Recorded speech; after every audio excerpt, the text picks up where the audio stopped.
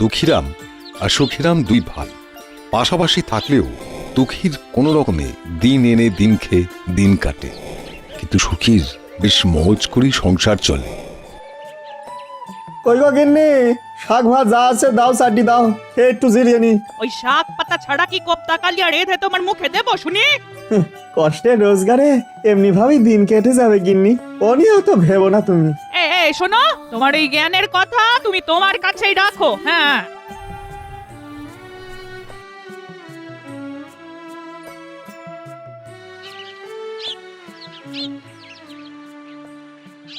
আরে ও বউ, বলি খাবার পরে পান মশলা খানা কি খাবার হজম হয়ে যাওয়ার পরে দেবে নাকি? দিচ্ছি গো দিচ্ছি। তোমার জন্য সবটা তাড়াহুড়ো। না না, তারা আর কিসের, বাবার সম্পত্তি ভাইকে না দিয়ে নিজেই হাতিয়ে নিয়ে পায়ের উপরে পা তুলে ভালোই তো দিন কাটছে। শুধু কি তাই, সকাল নেই বিকেল নেই, ঘর বয়ে যে মালক্ষী আসছে সেটা তো বললে না। সেটা আবার বলার কি আছে? হ্যাঁ, বন্ধকির কারবারেও তো লাভই লাভ, যাই বলো আর তাই বলো, সব মিলিয়ে বেশ ভালোই চলছে।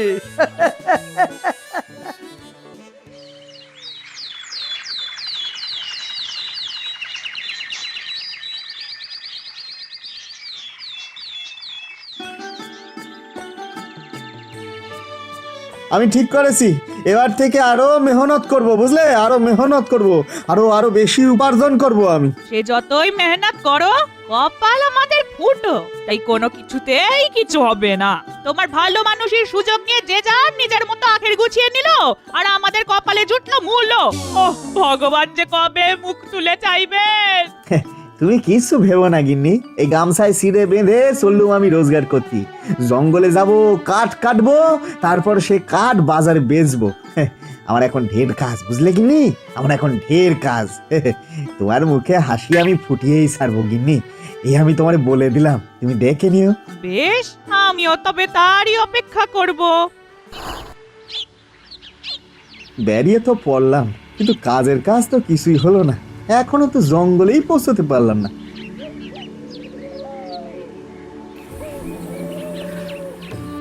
কোথায় যাচ্ছ বাবা? বলি খাবার দাবার কিছু আছে? আমার যে বড্ড খিদে পেয়েছে বাবা। ও তাই বুঝি, বেশ, তবে তুমি আমার এই সিরে কটা খাও।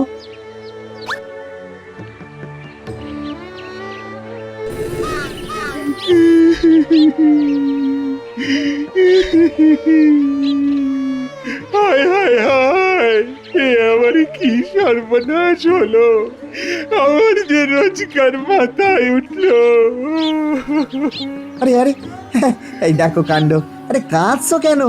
এই দেখো বলি, হয়েছেটা কি? কি হয়েছে?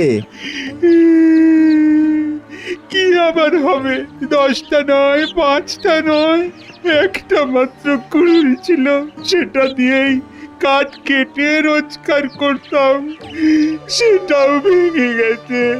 এখন কাঠ কাটবো কি করে? আর কাঠ না কাটলে উনুনে হাড়ি চড়বে কি করে? এই নাও, এই নাও, তুমি বরং আমার কুড়ুলটা নাও, এইটা দিয়েই দেখবে তোমার কাজ দিব্যি চলে যাবে। নাও, ধরো ধরো ধরো।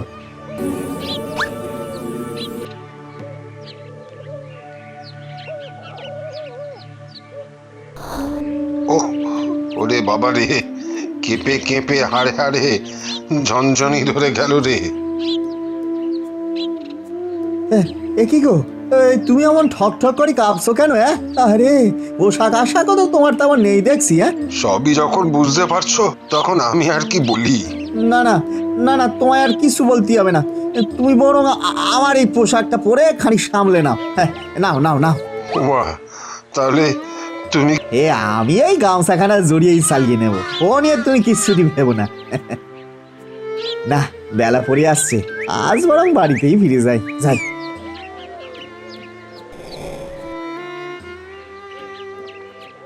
আজ রোজগার পাতি তেমন কিছুই হয়নি, সঙ্গে যা ছিল তাই বরং দিয়ে আসতে হয়েছে।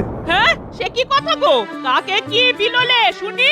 বুড়ো বাবা না খেতে পেয়ে কষ্ট পাচ্ছিল, তাই সিরে কটা ওনারে দিলাম। আরেক বেচারা কুড়ুল ভেঙে গেছে বলে কান্নাকাটি করছিল, সে কি কান্না গিন্নি, তা কি করি, তা আমার কুড়ুল খানা তারে দিলাম, আর যে বুড়োটা ঠান্ডায় কষ্ট পাচ্ছিল তারে জামাটাই খুলে দিয়ে দিলাম।